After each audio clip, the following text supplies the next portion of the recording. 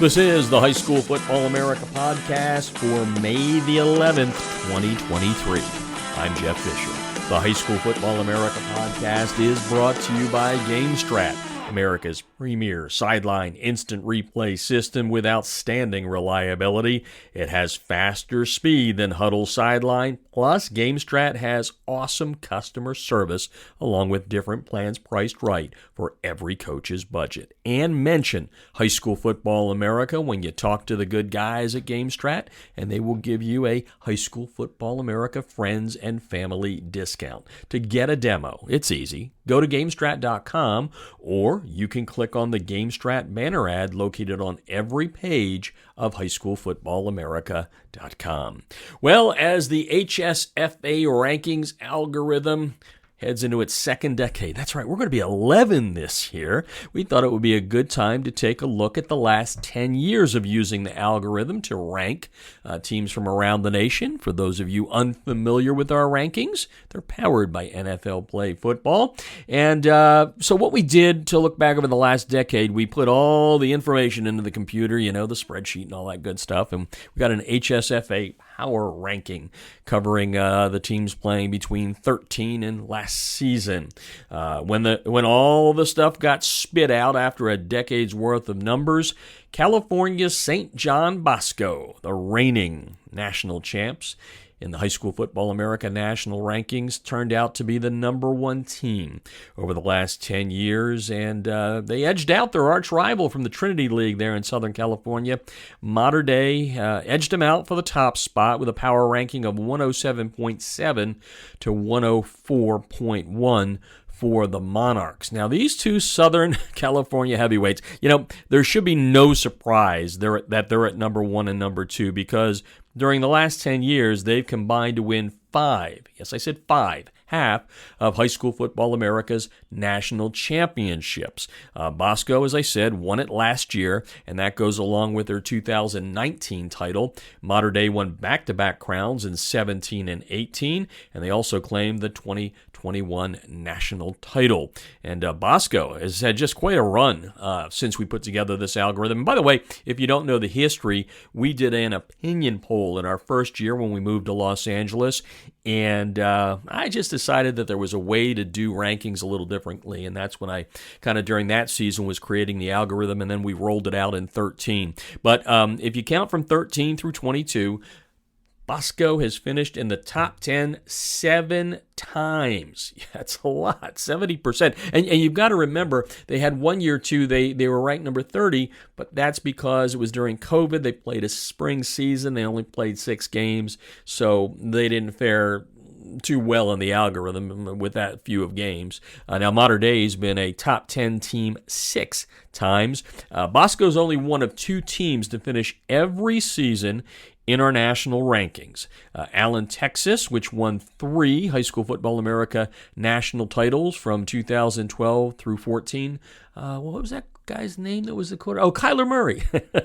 The Arizona Cardinals' current quarterback was the guy manning the machine there of the Allen Eagles, and they are the only team other than Bosco to finish in the top rankings from the time that we started putting them out. And Nevada's Bishop Gorman would have made all 10 rankings, but the Gales weren't ranked in 2020 because the state didn't play football due to the coronavirus pandemic.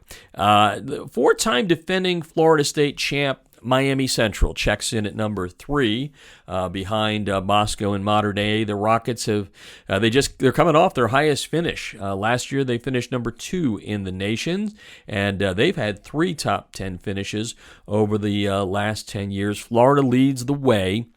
And you can get all this information if you go to highschoolfootballamerica.com, but we're going to help you out here on the podcast with a little bit of background. And if you want the kind of breakdown, go to highschoolfootballamerica.com. But Florida has 7 teams in the top 30 programs as we look back over the last 10 years. And if you go to highschoolfootballamerica, you will see all of the rankings. 6 Texas teams made our 2013 through 2022 rankings. Why don't we go through the top 10, and then you can kind of go to the website to get all the information for you. Again, Bosco at the top, led Mater Dei what's that break out there? 3.6 points. When it comes to our power rankings. Miami Central had a 96.4 ranking.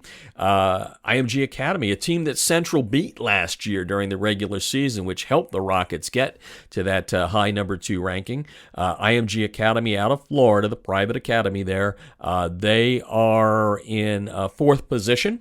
It's actually 2 California teams at the top, and then 3 Florida teams back to back to round out the top 5. It's St. Thomas Aquinas, 94.7 on the rating scale. For some reason, I want to say Richter scale. I don't know why. Happy as a Pennsylvanian, a native Pennsylvania, to see one of the top teams there making the top 30. At number 6 is St. Joseph's Prep out of Philadelphia. St. Francis Academy out of Maryland, number 7, could have been higher.